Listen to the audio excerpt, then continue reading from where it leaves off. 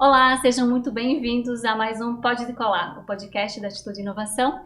Eu sou Eline Casasola e eu estou muito feliz com o podcast de hoje. Eu estou sempre feliz com todos os podcasts, né? Mas esse é muito especial. Eu consegui convidar duas pessoas que eu super admiro, já conheço um pouco da história deles há muito tempo.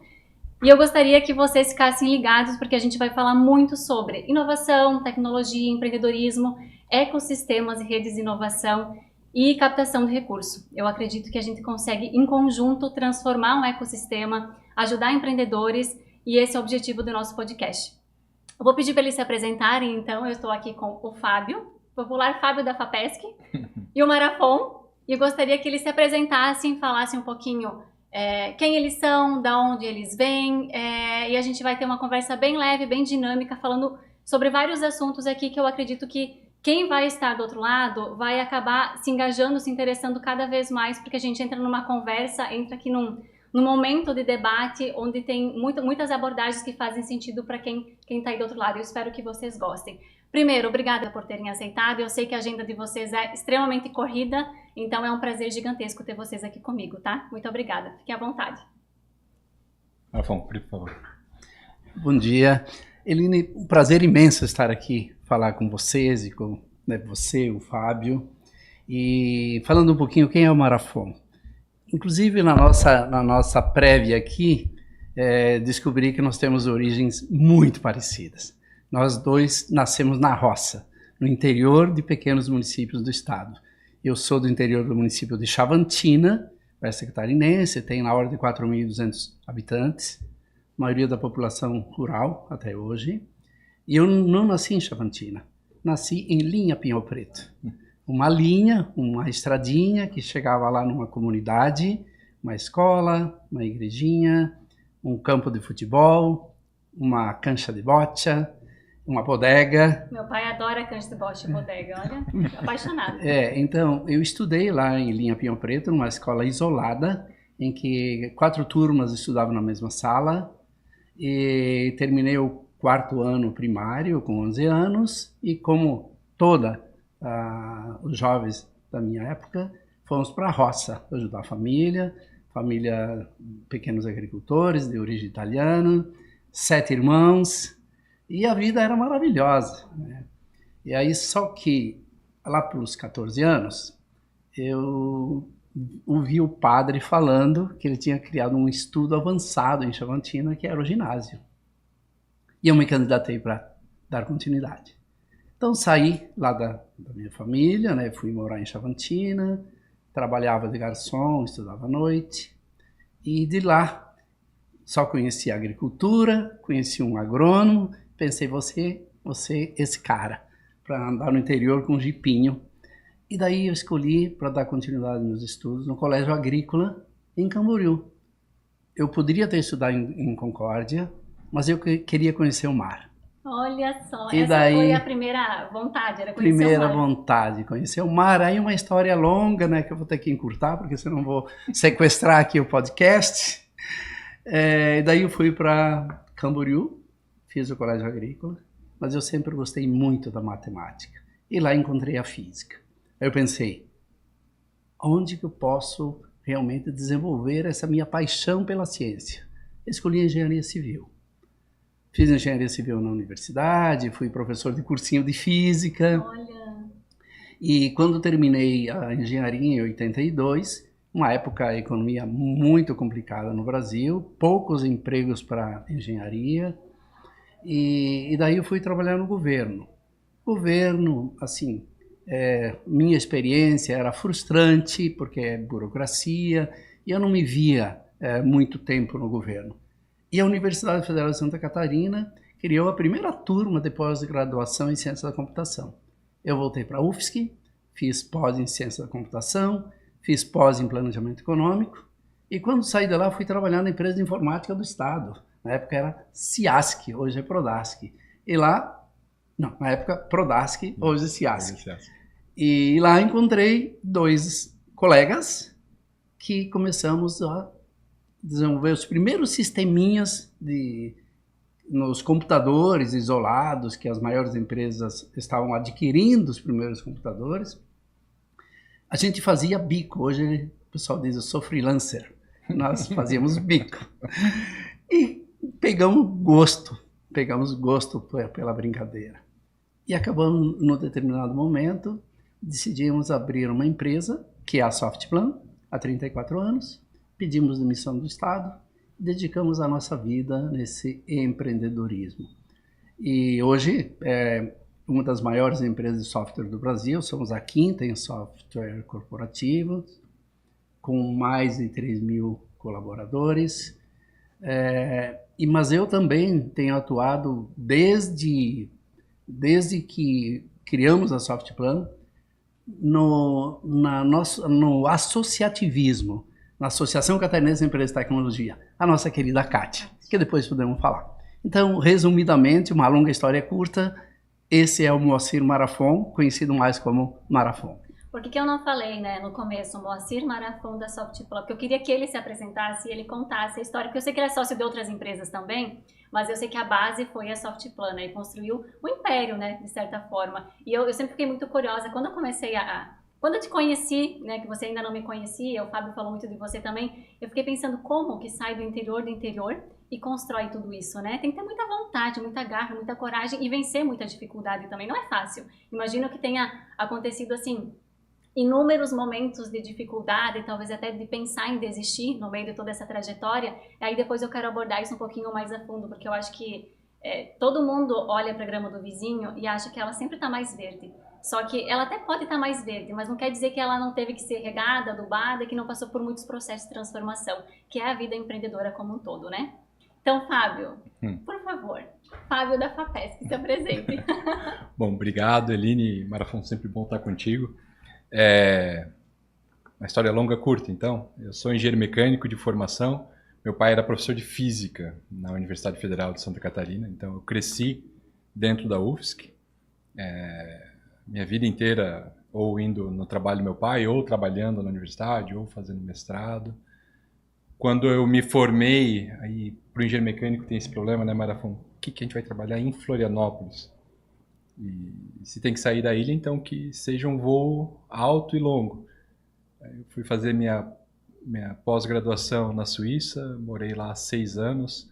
A pós-graduação lá é diferente, porque eu lá era financiado por projetos junto a empresas. Então tinha que ter uma empresa junto. E fui trabalhar em desenvolvimento de produto. Trabalhei então 6 anos em desenvolvimento de produto.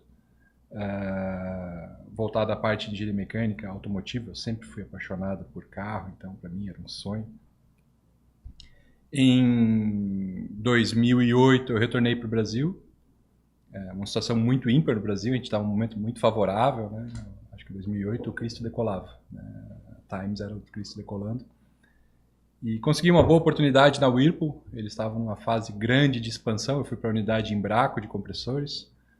Trabalhei 3 anos lá e eu sempre tive uma grande dificuldade com o português. Quem mudou isso para mim foi um professor no mestrado, que me marcou na exigência da qualidade do português na dissertação de mestrado.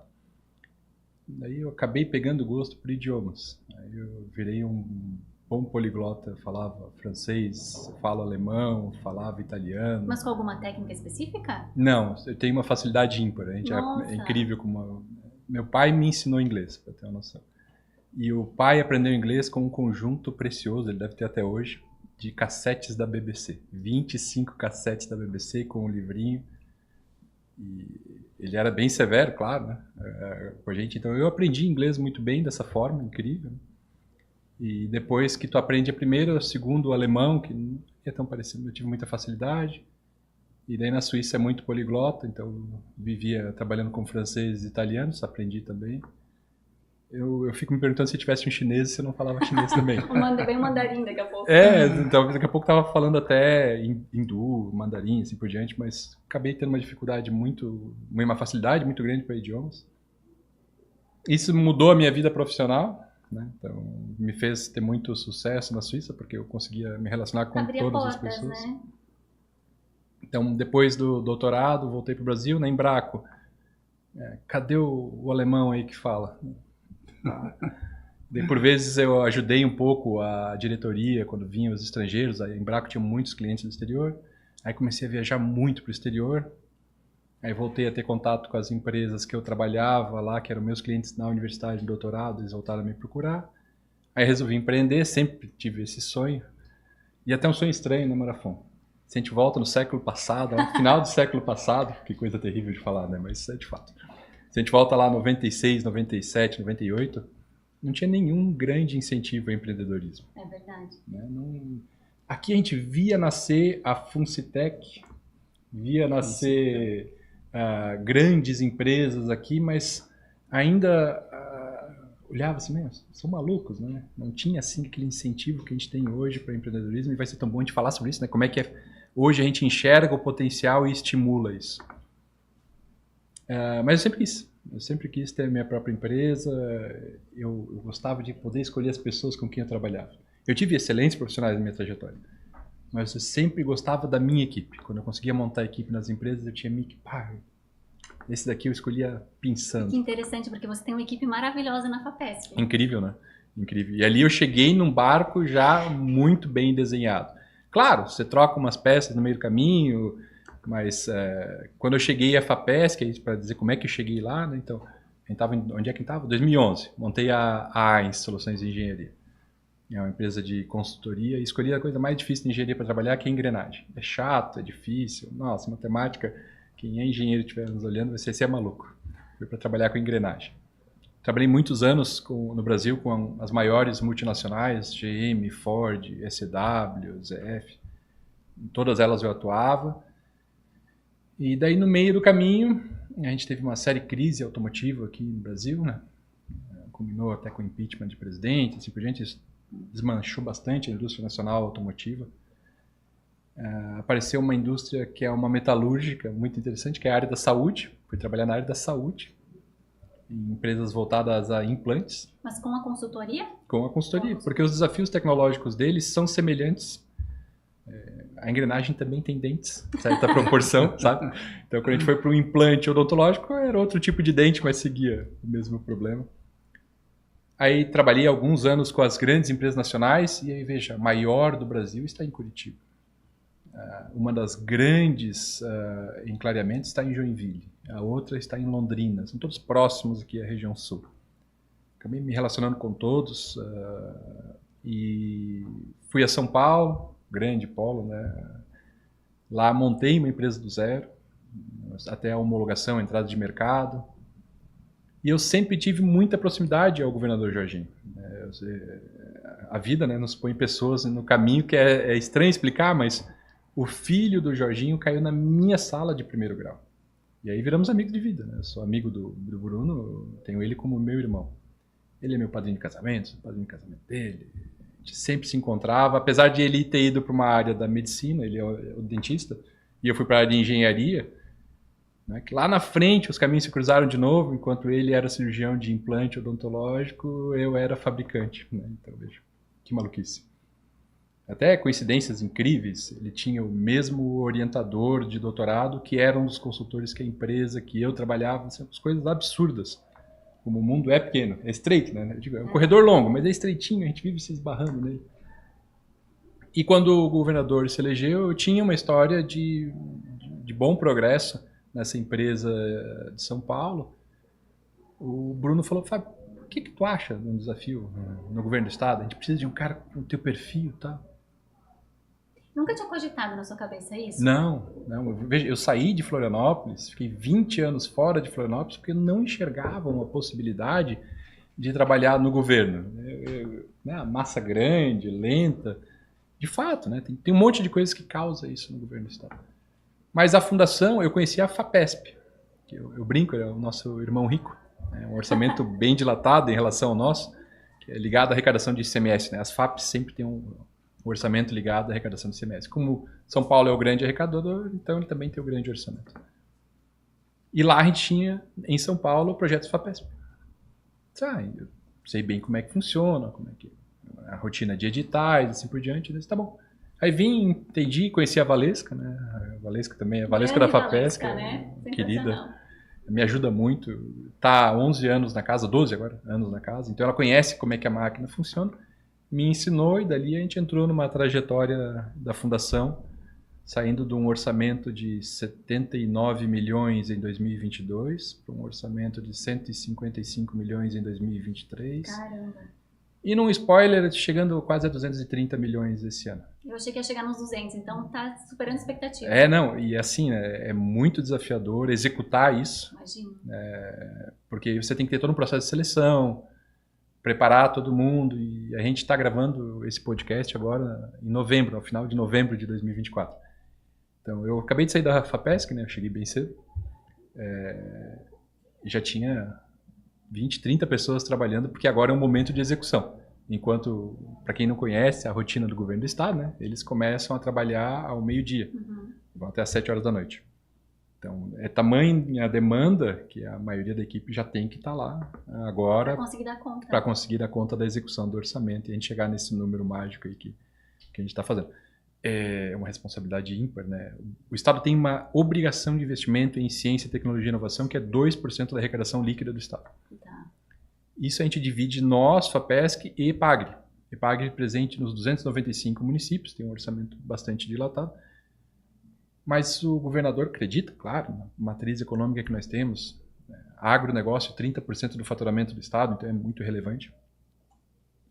Mas ele acredita que num diferencial, que eu acredito também muito, que é a informação. Eu acredito que eu só tenho a formação que eu tenho e busquei os horizontes que eu tenho porque eu cresci dentro da universidade. Meu pai é professor de física. Meu primeiro computador, Marafon, meu Deus do céu, eu acho que eu tinha 10 anos quando eu tinha. Meu pai sempre botou um computador dentro de casa. Que bom isso, né? Sempre estava incentivando. E aí eu era curioso por natureza, né? As coisas acontecem. E quando a gente dá a oportunidade, né, apareceu como é que você chamou, científico, em Chavantina, não, opa, isso... É o ginásio. Ginásio. Isso interessa. Então, isso que faz, tu ver. E aí eu queria aproveitar o gancho. Eu sou um entusiasta do interior. Eu gosto muito, né? Não é por vocês dois estarem aqui que eu falo isso. Eu gosto muito do interior. E eu tenho sempre me impressionado muito com o interior que a gente vê. Seja Chapecó, seja, vamos chamar de interior Joinville, quase que não dá. Mas, enfim, não é a capital. Jaraguá, Criciúma, enfim, onde a gente vai, a gente vê Blumenau, o estado inteiro, né? Incrível, Joaçaba, Luzerna, né? Luzerna tem incubadora de Luzerna que é incrível, era um convento, né? Era um monastério, acho que era, né? Nós somos padres. Mas quando eu vou em Chapecó e olho a situação que tem lá, né? Como mudou radicalmente a situação da cidade por 8 universidades estarem instaladas lá. 8. Como fomentou o empreendedorismo, a inovação? Radicalmente, né? Hoje você vai em Chapecó, prédios, arranha-céu, plantando ao redor de toda a cidade, é incrível o crescimento tecnológico. Claro, quando você vê determinados marcadores, como a construção civil, ele é um marcador de desenvolvimento muito explícito, né? Ainda mais os arranha-céus que a gente vê lá. Mas é incrível a condição tecnológica que tem e as oportunidades que tem lá. E aí, o secretário Fett, né, que é um grande amigo da Secretaria de Ciência, Tecnologia e Inovação, ele sempre fala, é incrível, vocês se multiplicam, né? Porque eu sempre faço questão de ir ao interior e conhecer. Né? Conhecer o seu Roberto lá da Zagonel, conhecer os empreendedores lá de Joaçaba, de Caçador, e ainda devo uma visita a São Miguel do Oeste, eu ainda tenho que ir mais a oeste, e que a gente vai se impressionar, né? A gente vive encontrando os empreendedores nas feiras, como o Desbravalho agora que aconteceu, e a gente vê o potencial que a região, que o estado tem. E acho que é um pouquinho disso, né? De como é que o governo do estado enxerga, a fundação enxerga, a secretaria, o governo em si, e a gente pode fomentar e ajudar esse crescimento com as linhas que nós temos. Veja, nós praticamente triplicamos, um pouquinho mais que triplicamos o orçamento. É uma aposta muito séria do governo do estado, dizendo, olha, esse é o caminho que eu quero ir. Então é importante ter canais de divulgação para mostrar para as pessoas como é que elas acessam, o que é o acesso a isso, que é burocrático. É burocrático, é necessário ser burocrático, tem um monte de detalhes, que não são armadilhas, são detalhes que propiciam grandes ideias acontecerem. E nesse contexto, você aceitou o convite para ser o presidente da FAPESC? Claro, por toda a tua trajetória, tua experiência, teu know-how e por acreditar que você conseguiria, junto com uma boa equipe, fazer a diferença. E aí, a maioria de quem nos assiste já ouve aqui, a gente fala muito de FINEP, FAPESC, toda essa questão. Mas o que a FAPESC faz? Se você pudesse, assim, resumir, o que é a FAPESC e o que ela faz? Tá. Então, a fundação, a gente destina recurso do governo do estado para pesquisadores, universidades e empresas desenvolverem ou sua pesquisa nos dois primeiros, né? Ou seja, uma universidade ou um pesquisador, ele está trabalhando geralmente em pesquisa de base tecnológica. E quando isso dá um bom resultado, o Estado deveria e gostaria muito de ajudar esse pesquisador a virar um empreendedor, a trazer aquela ideia que ele fez ao mercado. Essa é a terceira parte. A gente divide praticamente em terços. Então, um terço está em fomento a pesquisadores, a gente está falando de bolsas, eventos, assim por diante. Um terço está em fomento a pesquisas, estrutura de laboratório, o custeio da pesquisa. E um terço está dedicado do nosso orçamento a empreendedorismo.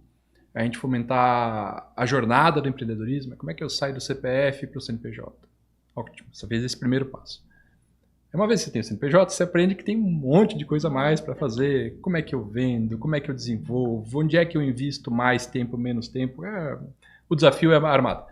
E tem uma série de incentivos do governo do estado, junto à Sebrae, junto à CAT, vários caminhos onde a gente pode ter acesso a treinamento para facilitar a nossa jornada, para dizer como é que a gente usa o recurso disponível e o que é esse recurso disponível, como é que eu acesso ele. Então, nessas três linhas, de novo, o pesquisador, a universidade e o empreendedor, a fundação oferece recurso, dinheiro, não reembolsável, que a gente chama de fomento. Popular fundo perdido. Ninguém gosta que eu fale fundo perdido, mas é fácil de entender, né? É um termo anos 80, mas hoje a gente chama de subvenção econômica, né? Esse é o termo da vez. Que é recurso para... Se a gente fica muito fácil a gente entender um pesquisador que ele recebe um recurso para comprar o equipamento, para pagar determinadas coisas, o empreendedor ele recebe recursos para talvez contratar uma consultoria, talvez comprar um determinado equipamento, mas ele tem que mostrar um projeto onde o Estado vê, tá bom, tua empresa vai crescer, tua ideia vai crescer.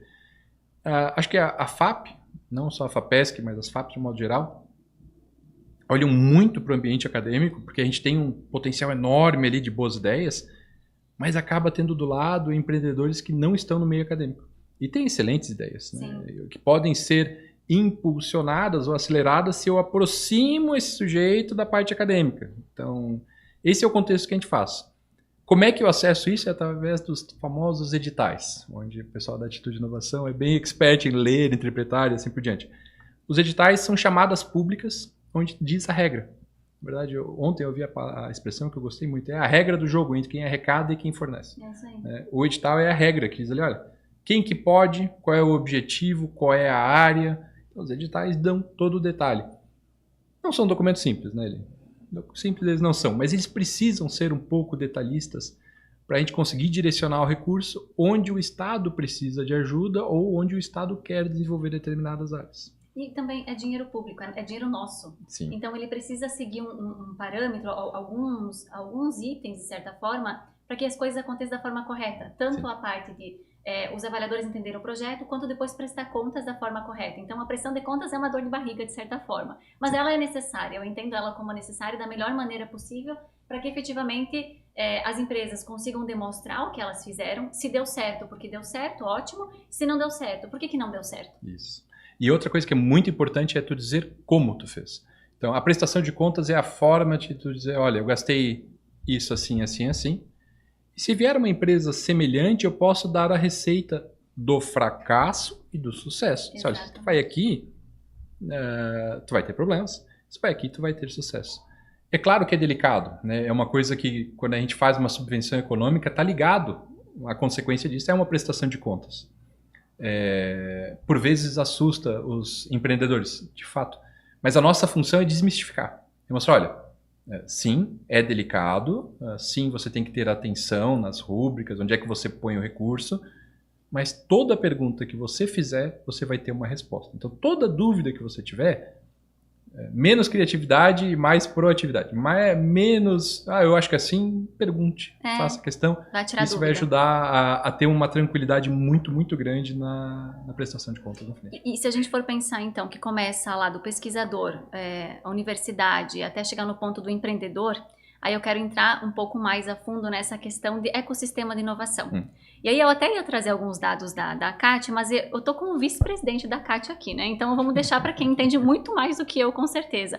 Porque no momento em que o empreendedor começa a tirar aquela ideia do papel e efetivamente colocar para funcionar, ele se depara com várias coisas que talvez ele não imaginava. Porque eu sempre falo, às vezes tem um bom marceneiro, que ele é um excelente marceneiro, ele sabe trabalhar muito bem com a madeira, mas ele não entende de contabilidade, ele não entende de jurídico, ele não entende de vendas, ele não entende de marketing, e ele se depara com um mundo que ele não conhecia. Então ele é muito bom na técnica, mas tem todo um aparato que ele precisa saber, então eu vejo que o ecossistema de inovação ele vem muito para ajudar. Então eu não sei, mas eu vou me conectar com quem sabe, eu vou perguntar para quem sabe, eu vou entrar no ecossistema, participar de palestras, participar de programas com pessoas que conhecem muito, muito mais do que eu e que irão me inspirar e me ajudar nessa trajetória. Então, Maria Afonso, se você puder falar um pouquinho como a CAT entra nessa questão do ecossistema, né? Linkando o empreendedor, linkando todo a universidade, o empreendedor, as indústrias, todo mundo, a startup, né? Todo mundo que está nesse meio. Eu tenho até uma palestra que o nome da palestra é Ecossistema Catarinense, onde os dinossauros e os unicórnios vivem em love. Olha então, dinossauro moderninho em cima do skate, né? E o unicórnio meio envergonhado e um coraçãozinho no meio. Mas a gente tem muitas evidências para dizer isso, que como o nosso ecossistema é colaborativo. Eu posso citar aqui uma série de exemplos. Primeiro, nós temos uma incubadora que lá quando a empresa já está começando a pegar o seu Product Market Fit, sabendo qual é o nicho de mercado que ela vai trabalhar. Porque muitas vezes até ali a startup, eu digo que é um festival, né, Fábio, de puff coloridos, post-it na parede. Isso é muito interessante, porque essa dinâmica, essa criatividade, pessoas com formações diferentes, aí que nascem as grandes ideias.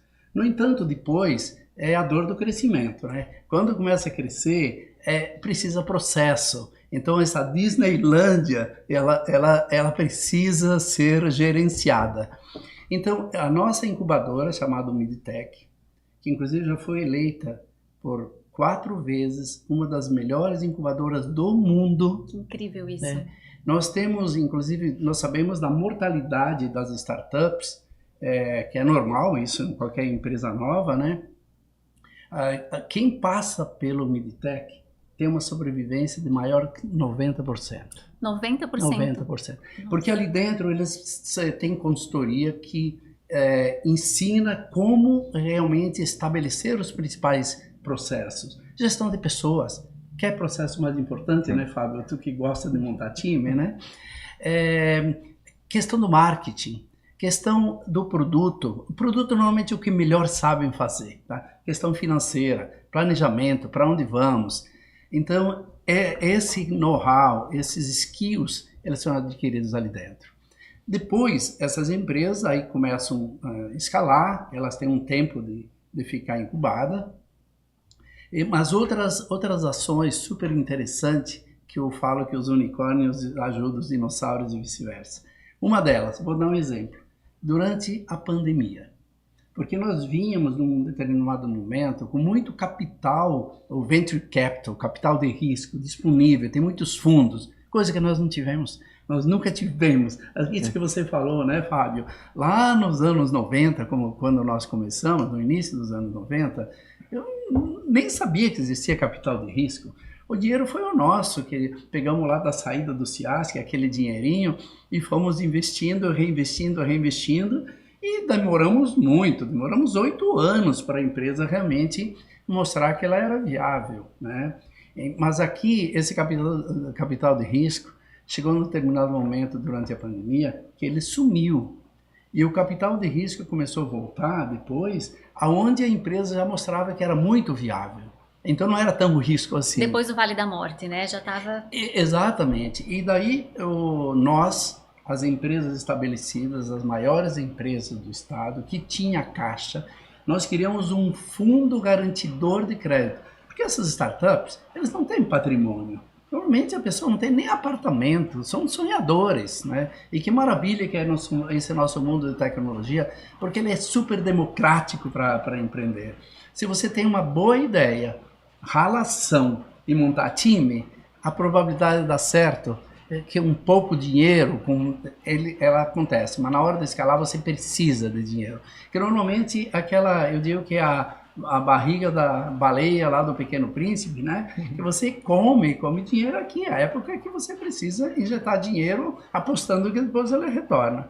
Então nós criamos um fundo garantidor para que essas startups tinham que mostrar que elas eram viáveis, não era dinheiro fácil, mas buscasse no banco dinheiro, porque o Venture Capital desapareceu, e a garantia era o nosso fundo. Então nós voltamos e está ali ainda, esse dinheiro nunca mais vai voltar. Posso fazer propaganda também? Fica à vontade. A Softplan botou na hora de 600 mil nesse fundo, né? E nunca mais vai voltar.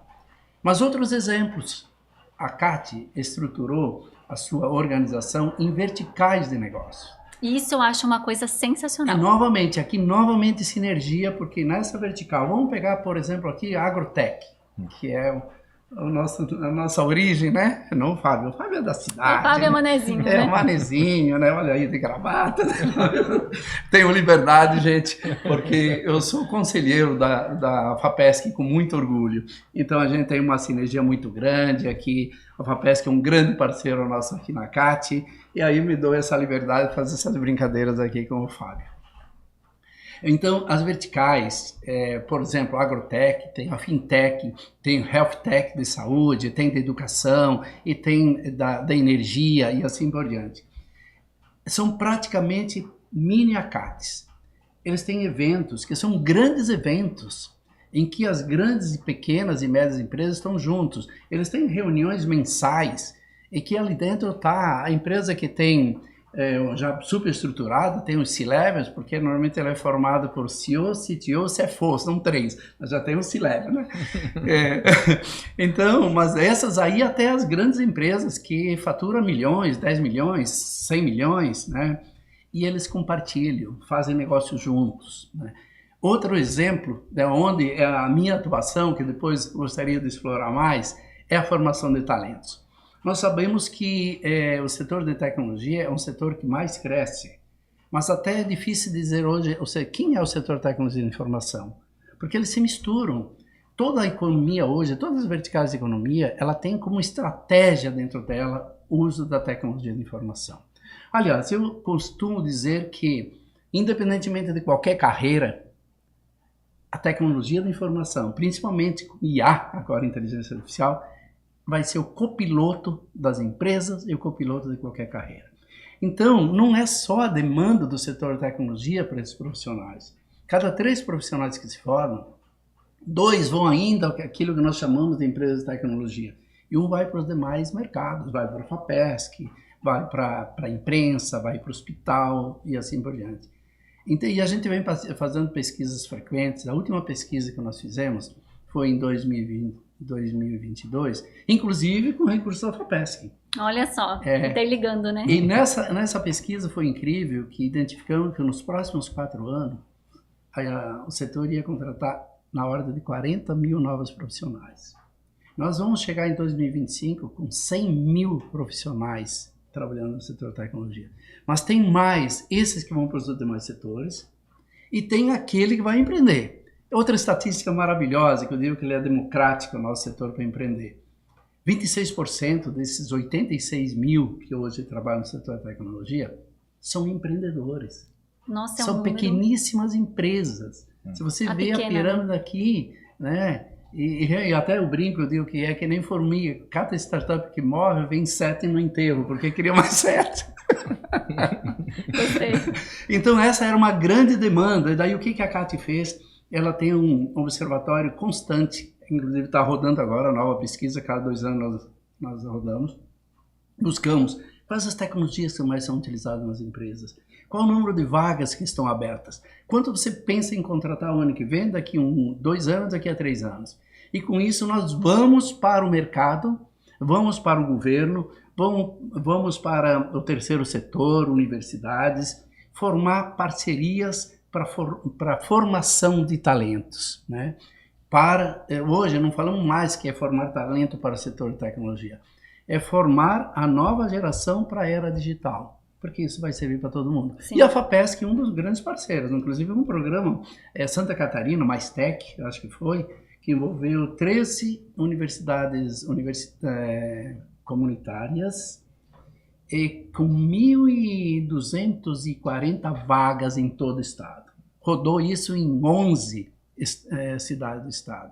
Universidade Federal de Santa Catarina, nosso parceiraço, o Senai, nosso parceiraço, o Senac, o Sebrae, inclusive Floripa Mais Tech, que é um exemplo incrível dessa formação de talentos para a área digital, começando lá nas criancinhas do ensino fundamental e até num funil de formação para chegar a preparar profissionais que entram nas empresas jogando. E aqui, novamente, é a CAT que está envolvida, contribuindo para preparar essas novas gerações. Sabe um ponto bem interessante, pegando um gancho no que você está falando, nós somos parceiros da ACAT e eu fui muito bem recebida aqui na ACAT quando nós entramos como parceiros. E como nós trabalhamos com a parte da captação de recurso para inovação, as empresas de software principalmente, quando a gente vai falar de financiamento para inovação, aí ele tem vários recortes, você pode financiar compra de máquinas e equipamentos, você pode financiar folha de pagamento, terceiros, consultorias, marketing, comercialização, dentro de um projeto de inovação. E as empresas de software falam pra gente assim, mas eu não tenho um projeto de inovação, porque eu tô sempre inovando. Sempre. O tempo todo. E aí elas não entendem muitas vezes como que faz esse recorte para escrever um projeto de inovação se elas estão inovando o tempo todo. Então o que a gente tenta entender com essas empresas? Me conta o que você vai fazer no teu próximo ano. E aí depois me conta o que você está pensando em fazer daqui 2 anos. E entende um guarda-chuva de soluções. Dentro desse guarda-chuva de soluções, vai ter vários projetos, ou mini entregas, eles chamam de entregas muitas vezes, que a gente consegue fatiar e dividir os projetos de inovação. Então, toda a folha de pagamento desses profissionais, engenheiros, né, todo o pessoal que vai estar ligado ao projeto de inovação, ele consegue financiar com a captação de recurso para inovação, com 2 anos de carência, com 8 anos de amortização e uma taxa de juro que vai de 4 a 6% ao ano. E a questão do fundo garantidor que você citou antes faz muito sentido, porque a empresa de software ela não tem garantia real muitas vezes. Aí ela precisa de outros subsídios, outras formas para conseguir efetivamente fazer esse financiamento dar certo. Então, olha só, olha que bacana como o ecossistema de inovação como um todo, ele está todo interligado para ajudar todo esse processo. Ele faz acontecer, né? Inclusive você falou aí, citou que você pode comprar equipamento, você parou, não? Gente. Pessoas. Porque as empresas de tecnologia são empresas de pessoas. Até tem uma expressão que eu tenho usado, que muitos dizem, está faltando muita mão de obra. Eu falo, não está faltando. Não está, falta cabeças de obra. Porque nós precisamos, a nossa matéria-prima dentro das empresas são pessoas, e pessoas altamente qualificadas, e que consequentemente gera para a sociedade muita receita e renda. E normalmente as empresas preparam empreendedores. Quantas empresas que nasceram de empreendedores internos da nossa empresa? Exatamente. Né? Então, realmente, é pessoas. Investe em pessoas, como disse lá no livro Feitas para Vencer, né? Primeiro quem, depois o quê? Se você tem quem bom, né, Fábio? Depois você sabe o que fazer. Você dá um jeito, né? Ontem, o seu Roberto Zagonel estava palestrando num evento aqui em Florianópolis e ele falou que alguns anos atrás, a Zagonel, enfim, passou por algumas dificuldades e ele precisava demitir parte da engenharia, cortar custos, né? E o cortar custos envolvia demitir pessoas. E ele pensou assim, tá, mas se eu for demitir as pessoas, como é que eu vou continuar inovando? Se eu cortar, né, vou cortar meus braços fora, né? O músculo. O músculo fora. E aí, naquela época, a gente estava fazendo já alguns projetos de captação de recurso, financiamentos do FINEP Novacred, e com os financiamentos para inovação, ele conseguia manter a folha de pagamento da engenharia, porque ela era dividida em vários projetos, né, ramificações dentro da empresa, e cada projeto era uma parte dos engenheiros. Então, o que ele fez? A gente fez vários projetos de inovação, porque é uma empresa muito inovadora aqui do estado, é um grande case do estado, E aí a gente conseguia, com esses projetos de inovação, manter a folha de pagamento e ele tinha 2 anos para começar a pagar os financiamentos. Com os 2 anos que ele tinha de carência para começar a pagar o financiamento, ele colocava o produto no mercado, esse produto começava a dar receita e ele pagava o financiamento. No final das contas, ele conseguia contratar mais pessoas ao invés de demitir. E só para fechar a questão do ecossistema, Fábio, bom, você pode até me ajudar, Claro. São 3,5% acho, da população Santa Catarina em relação ao Brasil, uma coisa assim, né? 7 milhões, sim. Dois qualquer coisa. Acho que na hora de 3. E nós hoje somos o 6º polo de tecnologia do Brasil como estado. Em 2023, nós faturamos quase 34 bi. Hoje, representa 7,5% do PIB catarinense. E nós queremos chegar em 2030 com a ajuda de todo mundo, a colaboração. Quando falamos em colaboração também do ecossistema, é justo dizer que o ecossistema transcende a CAT. A CAT, eu falo o seguinte, que é o grande arquiteto que articula entre todos esses exemplos que eu dei, mas vai muito além, que nós temos polos da CAT espalhados em todo o estado, mas interagindo com a FAPESC, com o governo do estado, com o governo municipal, com todos os atores que realmente têm a sinergia com esse nosso ecossistema. Então, e hoje nós temos Santa Catarina, a capital catarinense, Floripa, que é hoje formalmente, por decreto do governo federal, a capital nacional das startups. Como Israel que eles chamam de Startup Nation, a nação das startups, nós temos Florianópolis como a capital nacional das startups. Por quê? Porque é onde tem maior concentração de startups por 1.000 habitantes. Nós temos 7,4 startups por 1.000 habitantes. É muita coisa. É muita coisa.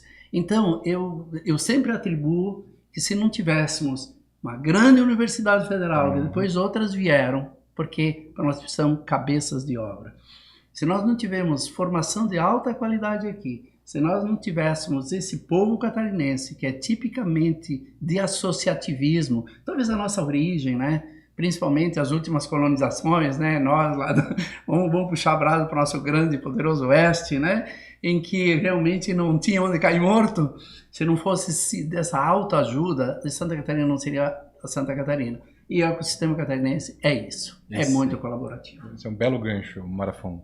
A gente vê 2 italianos, né? Vocês 2 falam com as mãos.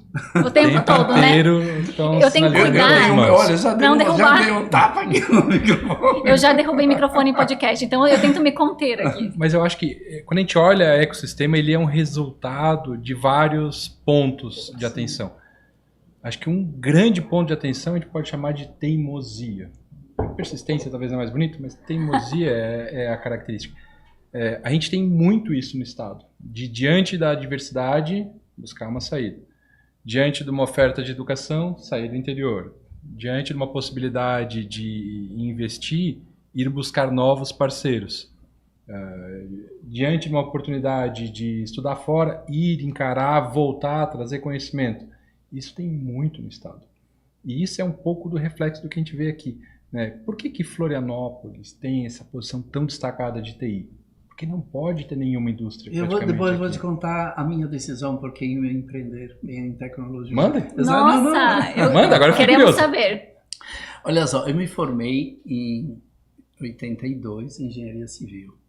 Como diz lá no Oeste, né, posso me gabar, eu tirei o primeiro lugar do centro tecnológico, mas eu estou dizendo isso para dizer que eu saí desempregado. Não tinha emprego na área de engenharia, não tinha.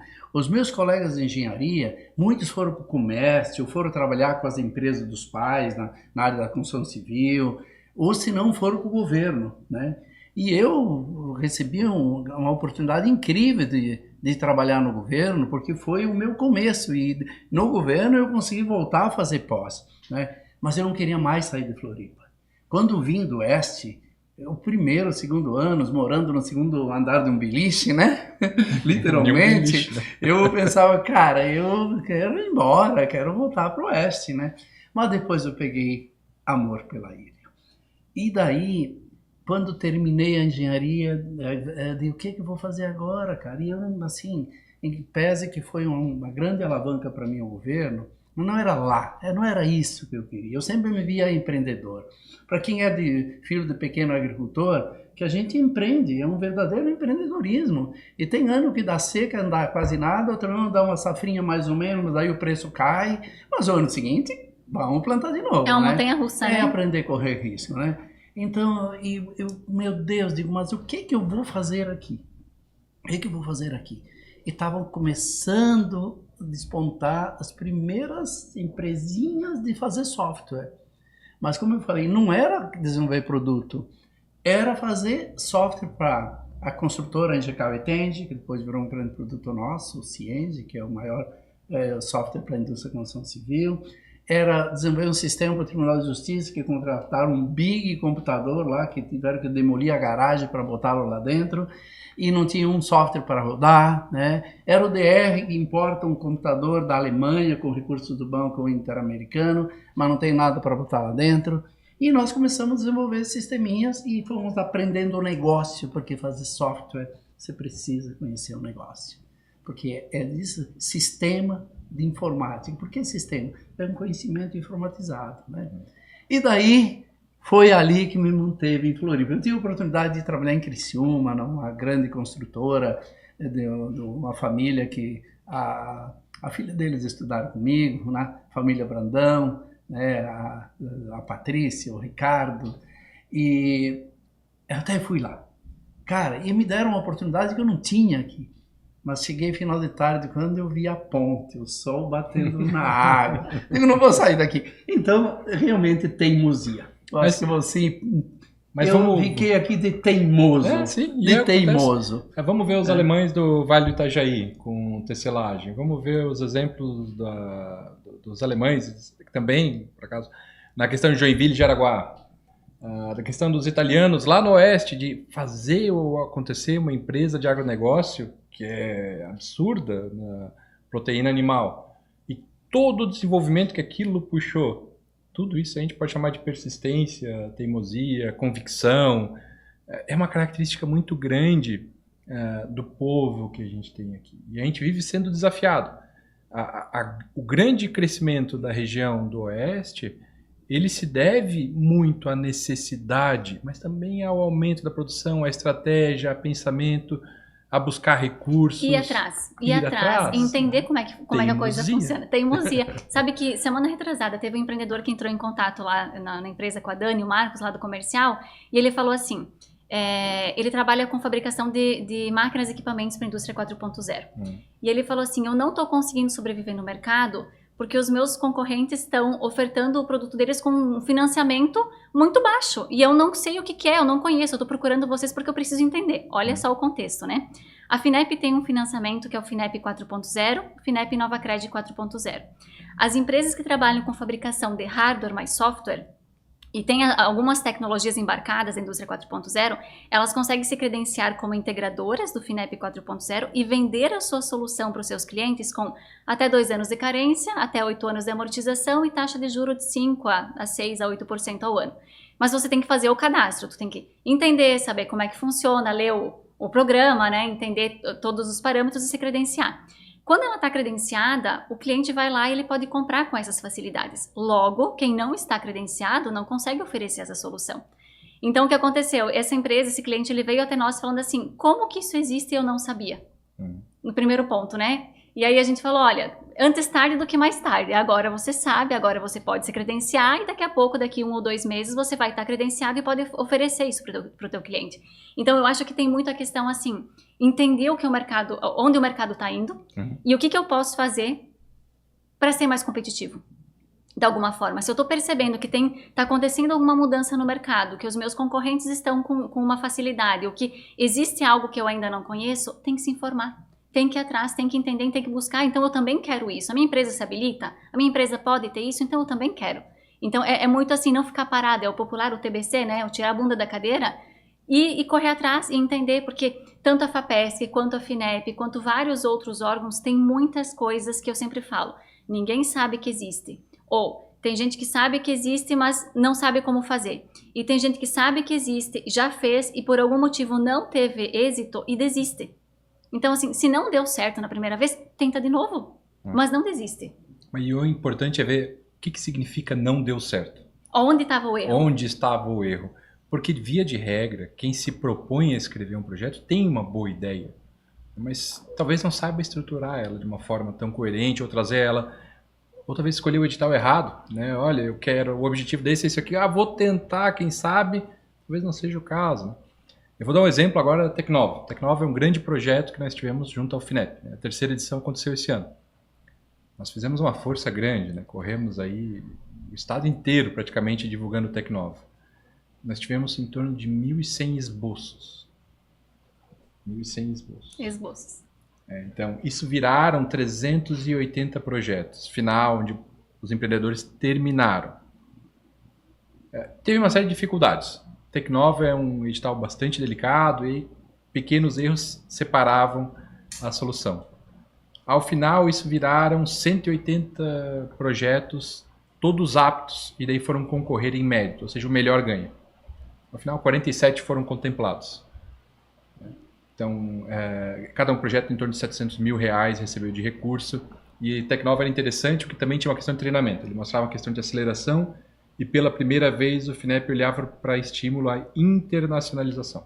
Eu quero que as empresas que estão aqui nessa fase de crescimento do mercado, novos produtos, olhem para mercados exteriores. Interessante, é um direcionamento de governo federal muito interessante e não é comum, né, olhar para a internacionalização.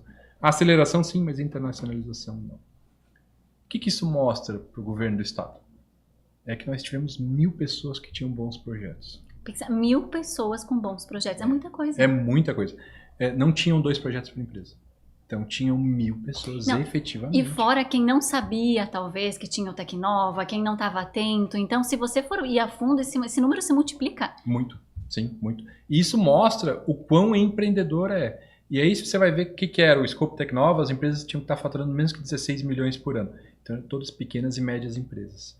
Quando a gente olha para grandes empresas, há mais um leque de oportunidades. E um leque de oportunidades que a Kátia até promove muito bem, de fazer inovação aberta. De como é que eu atraio as pequenas empresas para atuar junto, vamos chamar de corporates, ou de grandes empresas, em soluções. Onde, puxa vida, quão valioso é eu ter um especialista numa área que eu ainda nem desenvolvo o produto.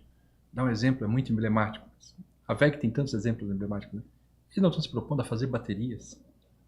E não estão se propondo pouco a fazer baterias. Estão se propondo muito sério a fazer baterias. Isso vai mudar uma matriz econômica ao redor disso. É muito interessante. Essa movimentação dessa empresa específica atrai mais empresas para o estado. Então é muito importante o nosso empreendedor, o nosso engenheiro que se forma, o desenvolvedor de software, o professor, o médico, entender o contexto que o estado está de crescimento franco.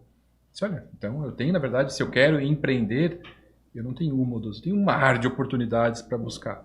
E o estado, por um lado, vocês, Aline, com a Atitude de Inovação, oferecer tudo o que tem disponível, né? E se o empreendedor que estiver ouvindo esse podcast entender que há recurso, o próximo passo é, mas eu não sei como é que eu faço. A fundação está essa função, vocês estão essa função, e mais tantas empresas, né, Aline, que tem aqui no estado fazendo isso. Então, a gente tem um corpo muito grande, os centros de inovação estão aqui para isso, né? São 15 ao redor espalhado pelo estado, deve virar mais 20 e poucos ao final do ano. Tem muita coisa acontecendo. Quem é empreendedor tem que estar atento. E olhar o que significa subvenção econômica, isso tem que estar no teu dicionário, né? Tem que estar no teu coração, na verdade. Se você é empreendedor, você tem que saber o que é subvenção econômica. Sim. E até nessa linha, né, você falou da conexão dos corporate, das empresas médias grandes, com as startups. Porque a gente aprende, né, que inovar é resolver, na maioria das vezes, o mesmo problema de uma forma mais eficiente. Exato. Isso é inovar, né? E as grandes empresas, e eu falo de cadeira, a inovação, porque a inovação tem um algoritmo, vamos chamar assim, uma metodologia da Google que fala nos 3 horizontes, né? Horizontes de imediato, que é realmente você manter o teu produto que está aí vivo, com pequenas melhorias, investimento nisso, que é o mais importante. Inclusive a própria Google recomenda 70%, né? Como eles dizem, abrace seu legado, porque é daí que vem o dinheiro.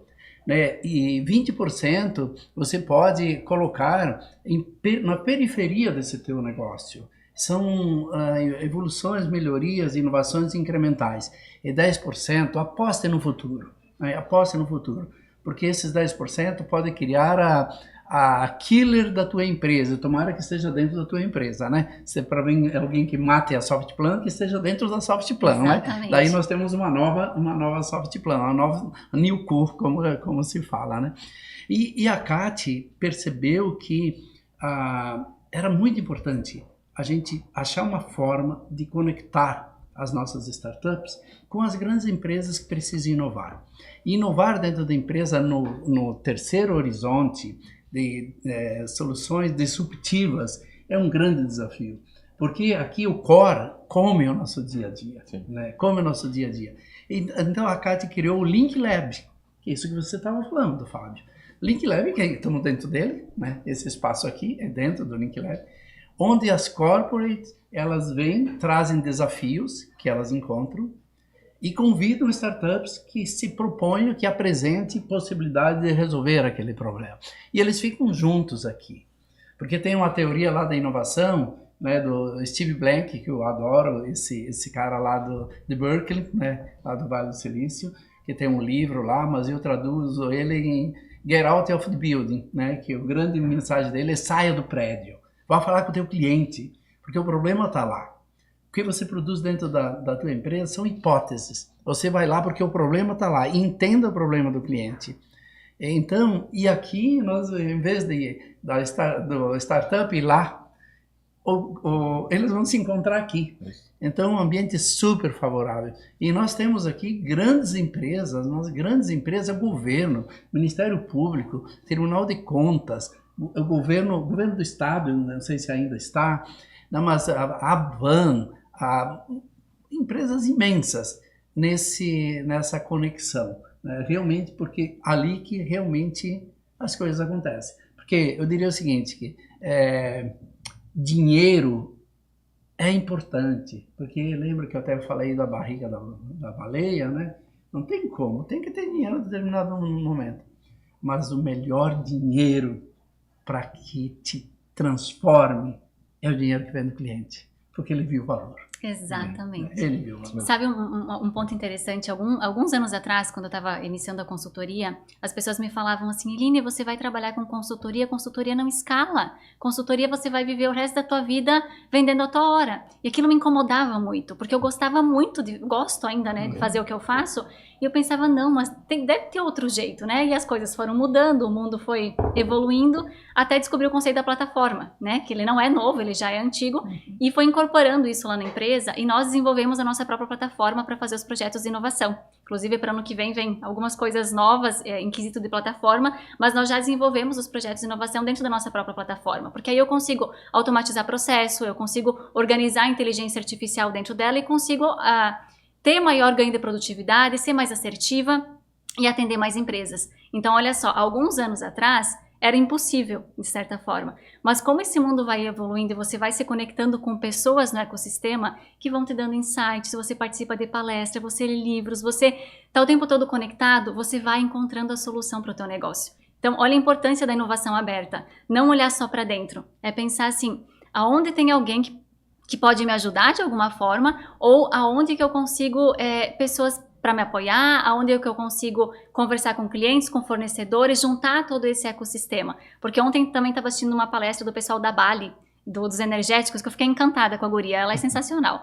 E ela falava muito dessa questão de ouvir o cliente, porque o cliente, ele vai falar a dor dele. E se você não resolver a dor dele, alguém vai resolver. E ele não vai te dar dinheiro se tu não está resolvendo a dor dele. Exato, não faz sentido, né? E o dinheiro de subvenção, vou repetir novamente, é super importante, mas ele tem um começo, meio e fim. Sim, perfeito. E o dinheiro do cliente satisfeito é forever, é para sempre. E o dinheiro do cliente, ele vai sempre te manter e te fazer crescer. E o dinheiro da subvenção é você pensar, o que eu posso entregar para o meu cliente? Esse momento é importante. O que eu posso entregar para o meu cliente de muito inovador, que eu estou correndo risco se eu fizer sozinho, e eu quero dividir esse risco lá com o FAPESC, com o FINEP, e ser muito inovador e trazer algo totalmente diferenciado para esse cliente.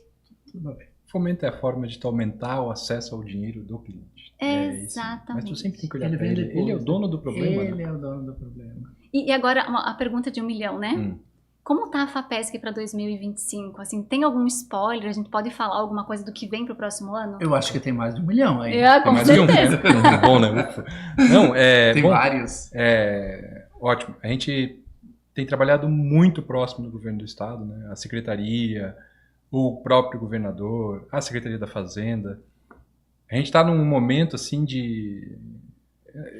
Eu não era do estado, né? Não era do governo, então eu não sei dizer como é que eram os anteriores. Mas esse é extraordinário, esse eu sou muito fã de todos os meus colegas.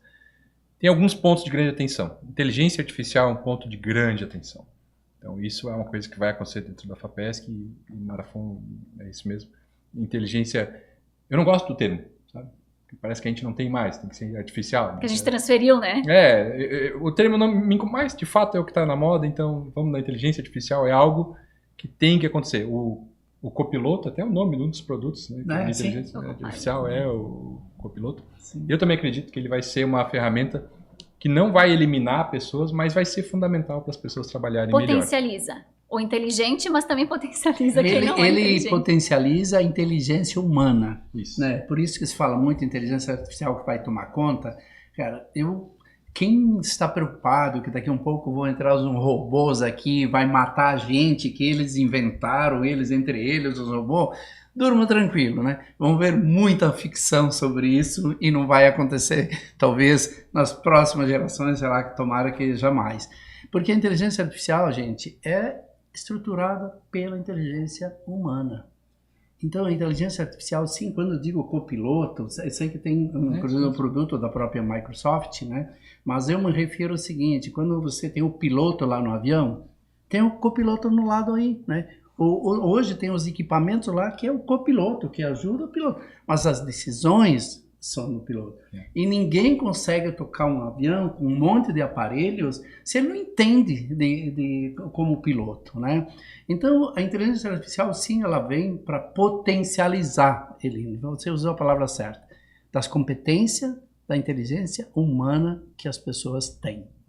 E, obviamente, que quem não usar essa potencialização que vem da inteligência artificial, eu diria o seguinte, eles estão fora do mercado, seja onde estiver. As empresas que não colocar na sua estratégia a inteligência artificial, ela está fora do mercado nos próximos anos. É um contexto, né? É um contexto muito complexo de informações, de acesso à informação, de tu não ter capacidade de julgar tudo sozinho. O copiloto está ali para te dizer, olha, a pressão do óleo nessa bomba está errada, o trem de pouso não vai funcionar, o leme assim, está ali para te ajudar a informação. Né? Então esse é um ponto. Outro ponto é saúde.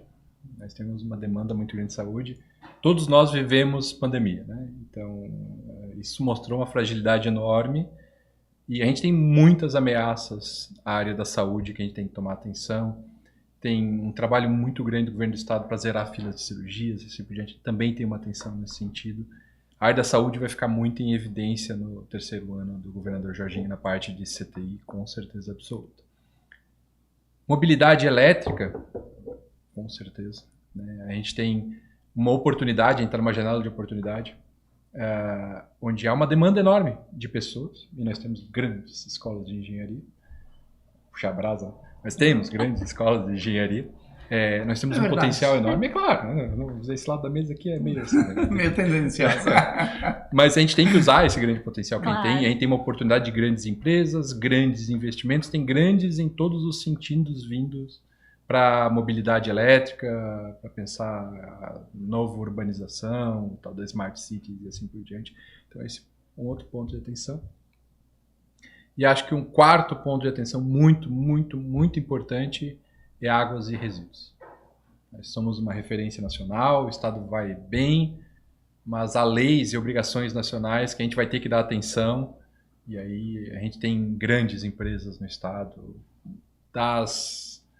decolando como foguete até as voando alto em boa performance. Então vai ter muita oportunidade, muito incentivo do Estado nessas áreas, nessas 4 áreas, com certeza. Fora isso, não tem áreas menores, né? Elas abraçam muitas áreas. Estão interligadas de alguma outra forma. Então essas 4 são assim que eu olho a FAPESC nos próximos meses com muita, muita atenção e com muito suporte, porque esse é um desejo do governo do Estado, né? A gente precisa diferenciar o Estado tecnologicamente. E aqui nós temos grandes potenciais. Né?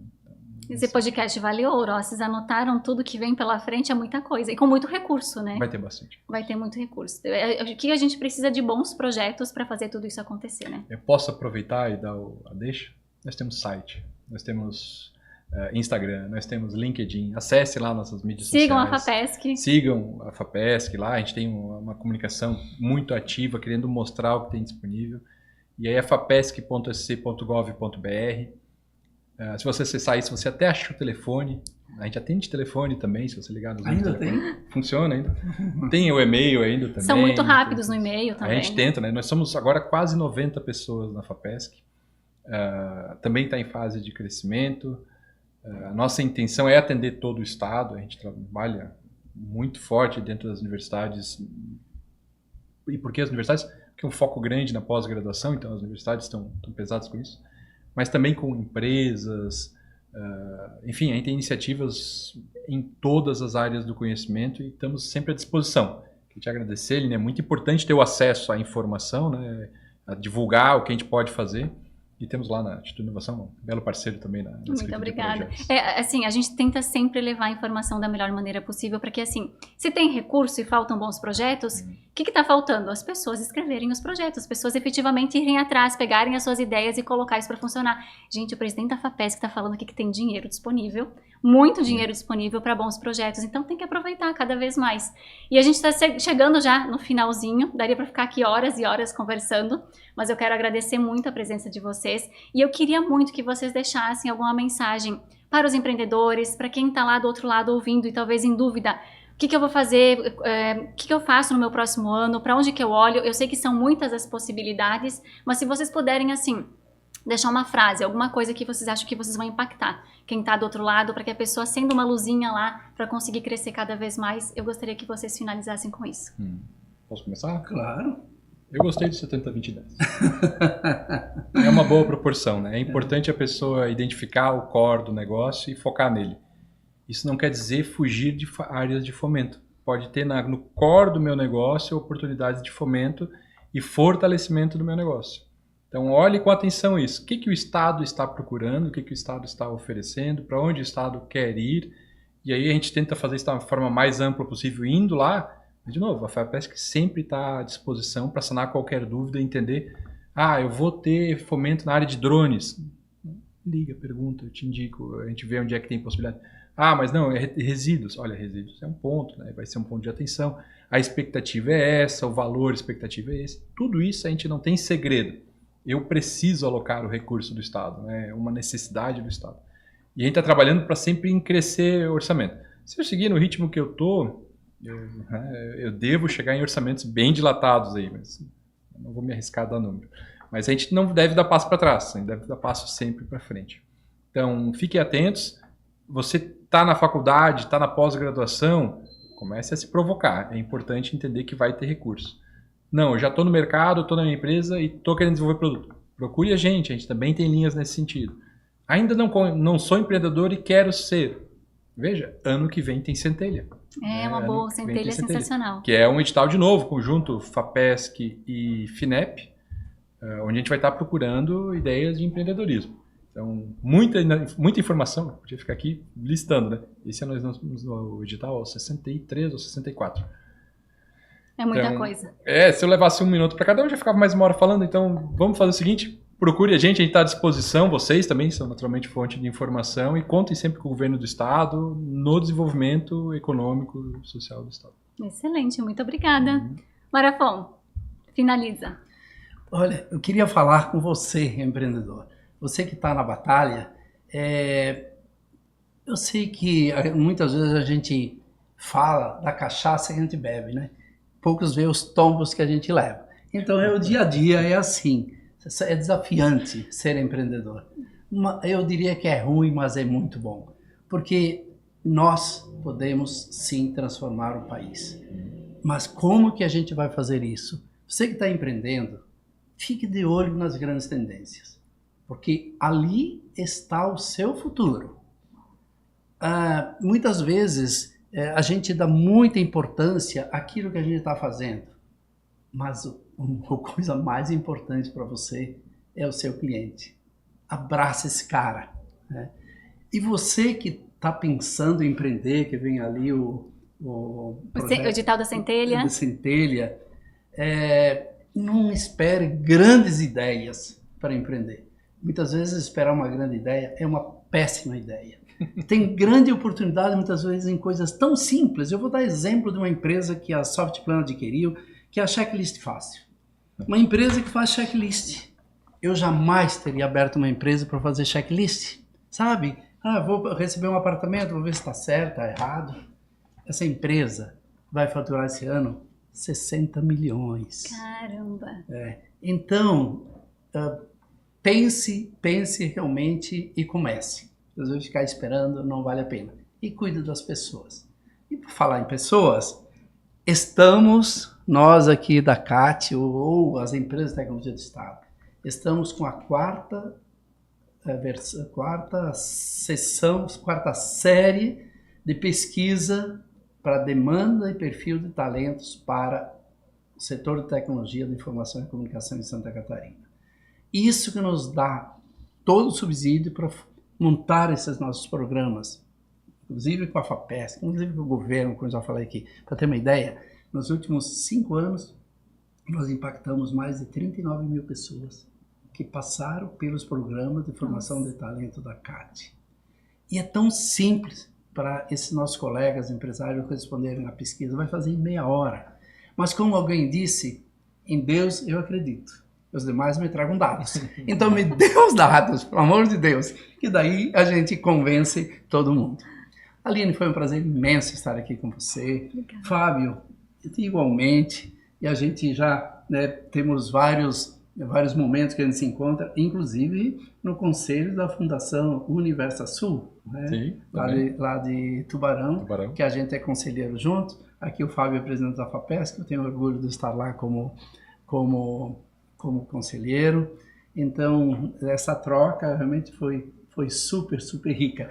E tem outro 70-20-10 que diz que conhecimento se adquire 70% fazendo, 20% trocando, aquilo que nós estamos fazendo aqui. Exatamente. E 10% no método tradicional. Só que, obviamente, se não tiver os 10%, nós não trocamos. Então, ou eu saio daqui muito melhor do que eu entrei. Com obrigado, certeza. Obrigado. Eu que agradeço. Obrigada pela participação de vocês. Esse podcast vale ouro, hein? Esse é mais um Pode Decolar, o podcast da Atitude Inovação. Estamos no Spotify, no YouTube. Siga as nossas redes sociais, @Atitude Inovação, que em breve tem mais. Até logo.